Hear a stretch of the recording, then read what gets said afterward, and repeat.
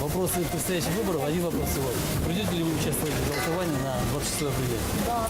Можно в таком случае наклеить вот такой стикер вам, как напоминание? Это проводится совместная акция Нуротан, администрация торгового центра и палата предпринимателей. Да. Можно, да, эту процедуру произвести? Можно. Ну вот как раз вот большой вкусный мешок сахара. Алматының сауда орталықтарының бірінде алдағы сайлауға шақырудың осындай бір ерекше шарасы өтті. Кәсіпкерлер палатасы мен Нұр Отан партиясы мүшелері тұтынушылар таңдаған тауарларды үгіт-насихат құралына айналдырды.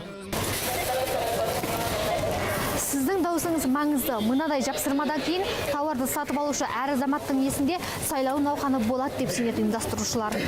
Ұйымдастырушылардың сөзінше, олар ешбір кандидаттарға үгіт-насихат жүргізуден аулақ, тек ел өмірі үшін маңызды саяси додаға әрбір адамның жауапкершілікпен өз таңдауын жасауға шақырамыз дейді. Бұл белгіні біз осы қаладағы ең ірі сауда орталықтардың бәріне тізімдеп қойғанбыз.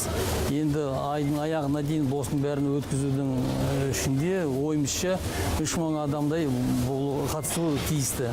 Шараға мұрындық болғандар сайлауда белсенділік арттырамыз дегенімен, бүгінгі жұмыстары жемісті болды деуге келмес. Белсенділер камераны жатырқады ма, әйтеуір 3-4 адамның тауарына жапсырма жапсырып, өз шаруаларын 20 минутта аяқтап тастады. Ақбота Мұсабекқызы, Серік Қажаубаев, Казахньюс, Алматы.